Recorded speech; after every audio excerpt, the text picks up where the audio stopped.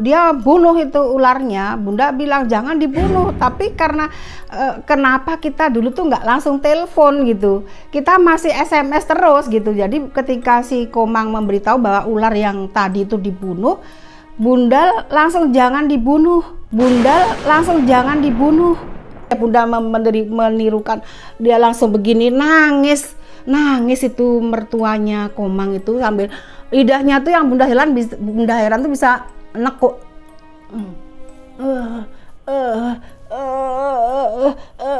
gitu nangis. Bunda juga ikut nangis kalau ngelinget itu karena ketakutan. Aduh, ini gimana kok malah dia jadi gini. Langsung semuanya yang ada di situ enggak minta maaf kata.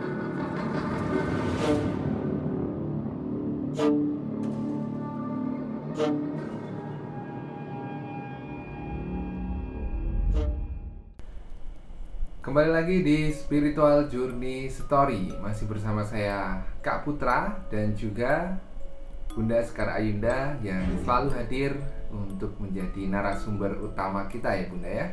Iya. Apa kabar Bunda? Baik Kak Putra, masih seperti biasa sehat. Ya, alhamdulillah ya Bunda. Ya, alhamdulillah. Dan tentunya di episode perdana kali ini kita akan menceritakan pengalaman menarik mengenai kehidupan Bunda berspiritual seperti itu Bunda ya. Iya. Dan juga ada cerita-cerita menarik, horor, mistis, dan juga tentunya dari pengalaman Bunda kita bisa banyak belajar hal-hal tentang kehidupan ya Bun ya. Iya. Nah untuk episode kali ini ada cerita menarik apa jadi Bun? Untuk perdana ya, episode pertama kali ini di Spiritual Journey Story ini Bunda mempunyai kisah ini berasal dari peristiwa pribadi yang Bunda alami. Ini berkaitan dengan klien yang waktu itu sekitar kurang lebih tahun 2014-15 lah. Itu ada klien yang datang untuk berkonsultasi.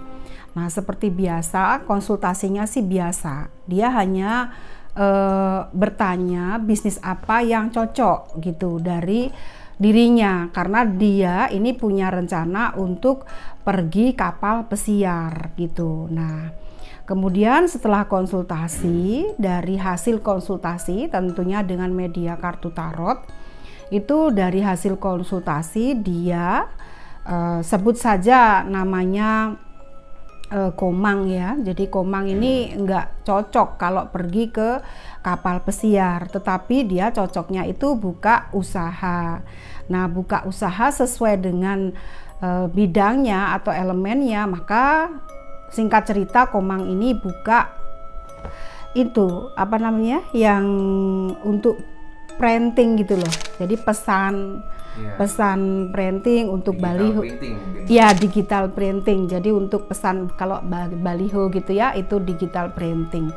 Nah, kemudian dia biasa berjalan dengan baik usahanya.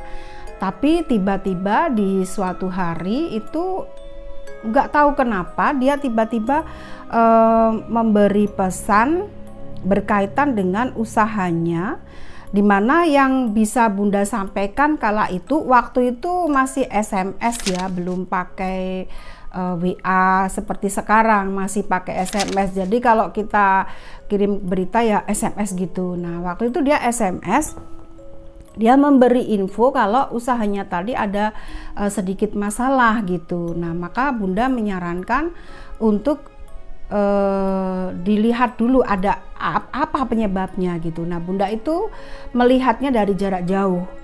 Kemudian setelah Bunda teropong dari jarak jauh dengan media kartu tarot juga, energinya Bunda tarik, itu ternyata di lurusnya tempat usahanya itu ada pohon yang cukup besar di tengah sawah, dan pohon itu ternyata di situ adalah tempat untuk dimensi lain atau gerbang dimensi lain yang penghuninya itu semuanya itu ya bisa dikatakan siluman ular gitu.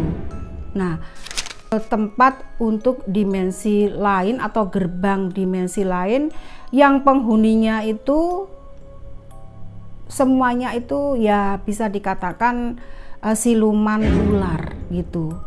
Nah, kemudian singkat cerita, tiba-tiba baru Bunda ngomong itu lurusnya ada pohon, di mana pohon itu simbol dari gerbang dimensi lain untuk siluman ular. Tiba-tiba si Komang ini masih kondisi pegang HP, tahu-tahu tuh di atasnya, di atas atap ada ini atap, di bawahnya tuh galon air minum. Itu kalau orang Jawa bilang ngelawer gitu, kelepuk jatuh pluk gitu ke bawah. Nah, dia pikir itu cicak gitu, tapi ternyata setelah ditengok itu ular. Padahal kondisinya dia tuh masih SMS sama Bunda gitu. Nah, tiba-tiba ular itu dicari lari gitu.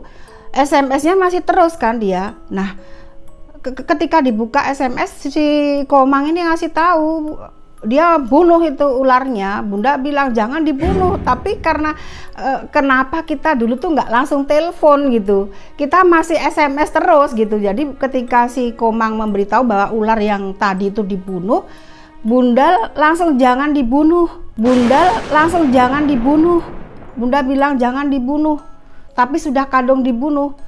Bunda bilang itu akan datang lagi dari luar, jangan dibunuh. Tahu-tahu yang di luar, karena posisinya itu kan memanjang gitu, tempat usahanya itu memanjang gitu. Yang ini posisi air minumnya di belakang lah, campur dengan dapur, kamar mandi. Kemudian disitulah ularnya jatuh, sudah dibunuh. SMS Bunda bilang kalau jangan dibunuh, dari luar akan ada lagi. Ternyata karyawannya yang di luar itu sudah ketemu ular lagi, padahal dari Bunda SMS baru masuk gitu. Kemudian yang di sana juga Bunda bilang jangan dibunuh karena itu siluman gitu. Nah, tiba-tiba karena semuanya yang di sini dibunuh, yang di sana juga dibunuh, mereka kecewa dan menyesal. Harus bagaimana, Bunda, kadung ini sudah dibunuh semua gitu. Kemudian Bunda juga bingung ini SMS dan kenapa kita nggak telepon gitu, karena dengan seperti itu harusnya kan telepon gitu ya. Tapi setelah itu semua sudah terjadi, maka ular-ular tadi Bunda suruh diambil, tapi sama mereka tuh udah langsung dibuang ke sampah gitu.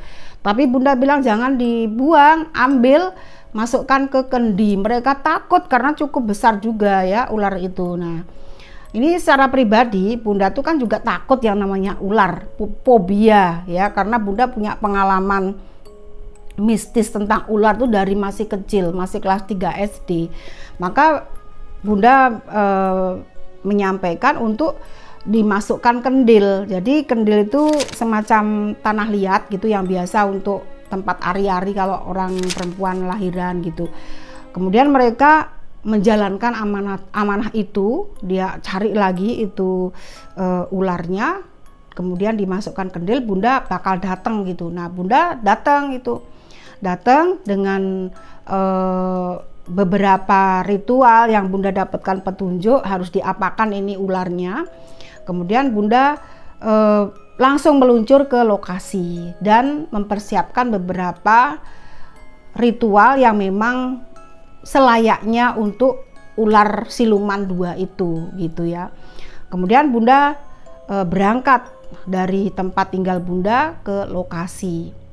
Nah, sampai di sana ada beberapa sarana ritual, itu ada beberapa Banten kalau di Bali, kemudian jajan pasar ya. Jadi Bunda modif antara di Bali dengan di Jawa, karena Hindu Bali dan Hindu Jawa itu kan hampir sama sebetulnya, tetapi dalam proses sajen itu ada beda sedikit, ada kesamaannya. Nah, itu Bunda mix gitu kan untuk ritual itu. Kemudian setelah Bunda melakukan sudah sampai di sana, ini Bunda nih yang fobia ular, Bunda beranikan diri untuk ngurusin 2 ular tadi. Nah, setelah itu Bunda niatnya kan Bunda ketisin tirte. Tirte itu air suci ya, karena itu siluman. Ya Bunda masih ingat sampai hari ini tuh bagaimana kenyil-kenyilnya ular yang nggak pernah seumur hidup Bunda pegang gitu ya, dinginnya itu Bunda pegang gitu ya. Bunda sudah pokoknya niat ingsun nulungi atau nolong orang yang ada di sini, klien Bunda itu gitu. Satu persatu itu ular Bunda kendil itu Bunda taruh. Ya mohon maaf baunya sudah nggak enak ya, sudah bangkai gitu kan. Kemudian ada kain putih itu Bunda taruh ya, seumur hidup tuh baru itu Bunda ngejalanin prosesi larung atau pembersihan ular gitu. Kemudian ular tuh Bunda ambil, kemudian Bunda ketisin tirte, Bunda kasih bunga, Bunda bungkus, Bunda masukkan lagi ke kendil itu. Setiap cerita ini Bunda tuh mau nangis ya, terenyuh terharu gitu loh. Karena apa, ini bayi, bisa ini anak bayi yang mati ya. Semua di situ juga nyesel karena merasa bersalah kan, ini bagian dari tempat yang di belakang. Karena kalau kita di Bali itu kan memang hidup berdampingan ya dengan yang namanya wong samar, kemudian juga entitas-entitas lain itu kan nyame braya gitu. Jadi kita tuh saling menghormati. Tapi kan namanya ular tuh kan juga takut kalau kita digigit ya mati kan, ibaratnya gitu. Daripada kita duluan yang digigit kan lebih baik dibunuh gitu, karena jenisnya nih ya juga kayak ular-ular yang lihat di film-film itu loh gitu. Kemudian Bunda masukkan satu, Bunda tutup, kemudian yang satu juga Bunda ketisin tirta lagi, Bunda masukkan ke kain putih, kemudian Bunda masukkan ke kendil yang satunya, kemudian Bunda tutup. Nah setelah itu baru Bunda mulai ini dibersihkan untuk dibawa ke laut dulu gitu. Nah kebetulan di tempat itu juga lagi ada upacara untuk ibaratnya tuh pentahbisan atau apa ya istilahnya tuh, kalau di Bali memasang pertime atau apa ya Kak Putra ya, kalau masang patungnya Dewa Siwa, Ganesha itu namanya patungnya Dewa Siwa dilinggihkan ya, kalau di Bali namanya dilinggihkan ya. Jadi kebetulan keluarga itu baru ada, jadi satu hari sebelumnya ya, sebelum peristiwa itu memang hari itu hari baik, hari dewasanya atau dewasa tuh hari baik untuk melinggihkan patungnya Dewa Siwa sama Ganesha, Dewa Ganesha gitu. Nah ini kok seperti pas banget gitu, patungnya Dewa Siwa itu kan ada ular di lehernya, kok ini ada dua ular yang mati gitu loh. Jadinya tuh mereka juga berasumsi atau berkesimpulan bahwa energi mereka itu ada di patungnya Dewa Siwa yang mau dilinggihkan itu gitu. Jadi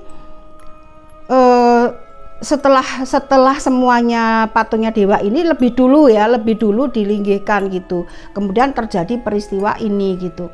Nah, setelah dilinggihkan di situ ada beberapa sajen ataupun sajen ya, kalau di Jawa sajen itu yang kita tuh kelupaan ada di luar, belum dibawa masuk. Ya namanya Bunda juga takut karena dua ular itu, ularnya juga nggak kecil, bisa dikatakan besar gitu ya. Itu saking itu satu takut, kemudian yang kedua juga penuh tempatnya, dan itu tempatnya belakang tuh sempit. Jadi kita tuh sajen yang di luar itu lupa untuk dibawa masuk ke dalam, dimana di situ ada tempat untuk ini ada patungnya Dewa Ganesha, kemudian di sebelahnya itu untuk menaruh banten yang kita persembahkan untuk Dewa Ganesha gitu. Kemudian tiba-tiba Bunda itu sudah duduk, kita udah baca doa di situ bareng-bareng semua sembahyang, yang ngiringin itu memberi penghormatan kepada ular tadi yang mau dilarung ya, kita mau larung ke laut gitu. Itu Bunda bersimpuh gitu, duduk sambil doa, sambil bareng-bareng kita berdoa. Tiba-tiba sudah mau berdiri, kaki itu nggak bisa berdiri sama sekali. Kaki itu lumpuh, seperti lumpuh, nggak bisa berdiri, bingung. Bunda bingung sekali, ini piye kok raiso ngadeg gitu kan. Bunda langsung apa ini ya, Bunda meditasi karena nggak bisa duduk, langsung Bunda meditasi, langsung Bunda atur nafas, kemudian Bunda konsentrasi apa yang masih kurang dan apa kesalahan yang mungkin kita ada salahnya, ada kurangnya dalam persembahan gitu. Tahu-tahu itu Bunda ingat itu sajen yang Bunda siapkan di luar belum dibawa masuk, masih sajennya itu sudah ada, cuman ada yang masih kurang, jajan pasarnya. Kemudian saking ingat baru di luar semuanya ngambilin, oh iya ini belum gitu, diambilin itu sajennya, kemudian Bunda taruh di dekat patungnya Dewa Ganesha gitu. Tiba-tiba kaki yang tadinya ini nggak bisa jalan, yang sama sekali sakitnya luar biasa, di lutut ini nggak bisa jalan, tiba-tiba langsung nyeng gitu aja Bunda bisa berdiri, bisa yang tadinya sakit itu seperti mukjizat, bener-bener langsung Bunda bisa berdiri. Nah sudah bisa Bunda berdiri itu tiba-tiba mau keluar, kita mau nunas tirta nih, mau berangkat kan, mau ke laut supaya ini aman di jalan, karena kita semua mau naik mobil untuk ngiringin 2 ular ini. Kita mohon berkat di situ, kita nunas tirta kan, Bunda mau ngasih tirta tuh, tirta yang datang, baru diketisin satu ini yang mertuanya dari Komang ini. Jadi mertuanya Komang datang, bapaknya mertua datang, semua keluarganya tuh datang. Tiba-tiba ini ibunya, mertuanya tadi yang Bunda ketisin tirta itu tiba-tiba langsung gini, langsung begitu kan, Bunda langsung kaget, ini kenapa gitu. Tahu-tahu itu mulutnya nggak bisa bicara, tapi matanya tuh natap Bunda tajam gitu, ya mendelik gitu, tapi mendeliknya tuh kesannya tuh kayak gini, jadi misalnya di situ gini ya jadinya, tapi ini lidahnya tuh gini ya, terus langsung dah Bunda bahasa Bali kan Bunda nggak begitu bisa ya. Ya Bunda langsung bisa, wenten napi nike, Bunda bilang ada apa ini, wenten napi nike, napi wenten kekurangannya niki tiang ide peleh gitu, itu artinya apa ada kekurangan, saya minta maaf gitu kan. Baru dia bilang, dia nggak bilang begini,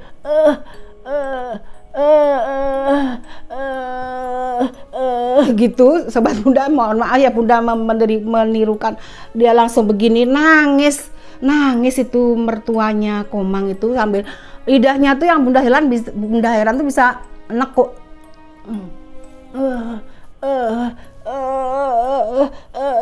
gitu, nangis. Bunda juga ikut nangis kalau ngelinget itu, karena ketakutan, aduh ini gimana kok malah dia jadi gini. Langsung semuanya yang ada di situ enggak minta maaf katanya. Jadi dia minta maaf, terus ada yang kesurupan juga di situ, tapi yang di situ bisa menerjemahkan bahwa dia terima kasih, dia minta maaf, dia terima kasih. Jadi kita tuh artinya tuh, kalau kan bahasa Bali ya, Bunda nggak bisa menjelaskan pakai bahasa Bali, tapi artinya kedua ular itu meninggal, memang mereka bahagia karena bisa meninggal untuk Dewa Siwa gitu. Jadi mereka meninggalnya mereka atau rohnya mereka itu selamat gitu, yang menerjemahkan itu seperti itu. Baru setelah dia bisa ngomong, ketisin lagi 2 kali, ketisin lagi 3 kali, kasih bije tuh kayak beras gitu ya yang ditaruh di sini, bisa ngomong lagi sobat Bunda, langsung gitu, langsung sadar, langsung bisa seperti dikasih biji itu langsung kembali lagi rohnya ibu itu, langsung biasa. Ibu itu nggak sadar kalau tadi dia habis trans gitu ya, langsung dia minta tirta selesai gitu. Nah setelah itu dia sadar lagi, pikiran Bunda takjub gitu dengan transnya ular-ular tadi. Dari situ kita bisa belajar banyak dengan mengenal atau memahami makna roh ataupun binatang ya, yang ternyata binatang itu juga atau hewan itu bukan sekedar hewan, tetapi roh yang ada di dalam hewan itu sendiri pun juga pada dasarnya bisa membuat yang sebetulnya itu kalau diterjemahkan itu bisa bicara. Ya, jadi setelah tadi itu mertuanya trans karena ada roh dari ular tadi yang memasuki dari ibu mertua Komang tadi. Setelah diberi tirte tadi, ibu mertuanya Komang sadar. Nah, setelah sadar, kita tuh siap-siap pergi ke pantai untuk larung ular-ular tadi. Nah, kemudian di situ ini sebelum kita keluar, kita bereskan semuanya. Jadi dari persembahan-persembahan yang kita aturkan di Ganesha atau patungnya Dewa Ganesha. Jadi di persembahyangannya tadi, Sobat Bunda, itu Bunda jelaskan ya, tadi itu kita mengadakan persembahyangan itu jadi 1 hari sebelum peristiwa ular itu ada, keluarga Komang ini tadi melinggihkan patung Ganesha dan patung Dewa Siwa di kamar sucinya. Jadi kita sembahyangnya tuh di kamar suci dari Komang ini yang ada di belakang. Nah, kamar sucinya itu di belakang tuh diberi sekat gitu, dibuatkan kamar suci. Jadi kita sembahyangnya ada di kamar suci Komang itu yang dibuat 1 hari sebelum ada peristiwa ular itu. Nah, setelah semuanya kita bersihkan tempat-tempat di situ untuk kita bawa ke pantai ya, yang perlu dilarung itu kita bawa ke pantai. Kita berangkatlah ke pantai. Di satu pantai gitu kita sekitar mau melepas jam 6 sore ya, antara tenggelamnya matahari kita pergi ke pantai. Udah mau tenggelam ya, udah gelap gitu, 6:30 lah. Jadi anak buahnya Komang itu Bunda minta untuk membantu Bunda ya, karena Bunda sendiri tidak ada yang membantu waktu itu. Bunda belum pakai asisten ya, zaman tahun 2015 kan belum begitu rame dunia per-YouTubeannya gitu. Kemudian Bunda setelah minta bantuan asistennya atau Komang punya anak buah itu yang bawa ularnya tadi, kendil yang satu dibawa anak buahnya Komang di sebelah kanan dan yang satu di sebelah kiri. Bunda di tengah bawa beberapa sajen perlengkapan yang mau kita bekelin gitu untuk 2 roh ular ini gitu ya, arwah ular ini. Dan kita waktu itu tiba-tiba yang air di pantai itu tadinya asat gitu ya, nggak ada airnya. Tiba-tiba tuh pas kita mau maju ke depan gitu, penuh Sobat Bunda. Langsung dia mulai naik gitu ya, mulai pasang. Kita udah ngerasa ini ibaratnya udah sampai ke polok kaki gitu loh, mata kaki gitu. Udah mau naik, tapi Bunda minta untuk tenang, 2 anak ini laki-laki ya, tenang, ayo kita jalankan misi ini supaya selamat ya, arwahnya bersih, semuanya udah sampai ke laut gitu. Akhirnya sampai di sana, sampailah di tengah ya, nggak begitu tengah banget sih, sampailah di deket lutut gitu, tapi nggak begitu naik juga gitu. Kita larung ya, kita taruh saja gitu. Tahu-tahu tuh kayak disamber gelombang, sut gitu, nggak tahu kemana. Dan kita dapat petunjuk untuk menoleh, untuk berbalik badan, untuk terus tidak boleh noleh tapi mundur gitu. Nggak boleh kita noleh, tapi untuk balik ke pantai tuh kita mundur. Jadi begitu gelombang datang, sut gitu, langsung kita bertiga gandengan, tidak menoleh ke belakang sana, tapi kita mundur, jalannya sampai ke pantai itu mundur. Nah, setelah itu kita ucapkan selamat jalan, mohon maaf segala perbuatan kita, bila ada kurang lebihnya dalam memberikan sajen, mohon diterima, mohon dimaafkan gitu. Jadi sudah selesai semuanya, baru kita bersihkan diri di pantai itu ya, dicuci muka, kemudian kita basuh semua badan, dan kita bawa tirte untuk pembersihan ya, dari Tirta Sudamala. Kalau di tempat Bunda itu dekat sama tempat untuk minta Tirta Sudamala, jadi kita bersihkan tuh badan kita dengan Tirta Sudamala. Nah setelah itu kita pulang, dan setelah pulang itu sampai hari ini sudah lancar dalam usaha, juga dalam kehidupan di rumahnya. Jadi artinya di tempat itu tenang, tidak ada lagi peristiwa ataupun rezekinya seret lagi, dan tidak ada lagi peristiwa ular yang datang gitu. Itu cerita dari Bunda, pengalaman Bunda ketika menghadapi klien yang punya persoalan seperti itu. Baik, menarik sekali ya ceritanya Bun. Semoga bisa jadi pelajaran buat yang menonton juga ya Bun ya. Iya, sangat menarik tapi juga menegangkan dan menakutkan. Kalau dengar ceritanya sepertinya kayak cerita dongeng, padahal itu kisah nyata. Iya, benar-benar sangat-sangat menegangkan juga Bun ya. Iya. Teman-teman mungkin yang menonton, jika pernah mengalami hal seperti ini mungkin bisa komentar ya Bun. Mungkin Bun, saya juga pernah kedatangan ular atau gimana. Ya, gitu. Bisa cerita, berbagi cerita, bisa mungkin ceritanya nanti kita ceritain di sini gitu ya. Kemudian ini bisa juga dipakai kesimpulan, ada kesimpulannya dari peristiwa ini ya Kak Putra ya.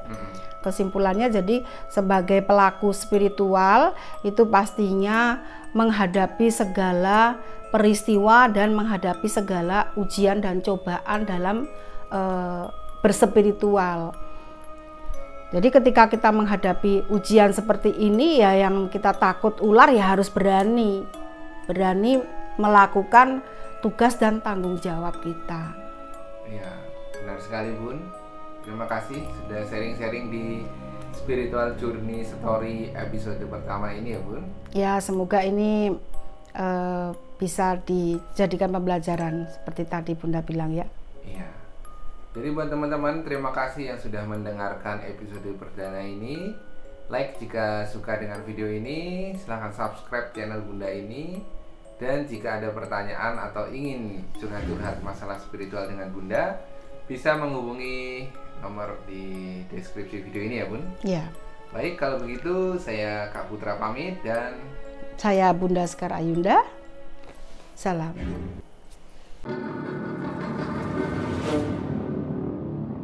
Thank you.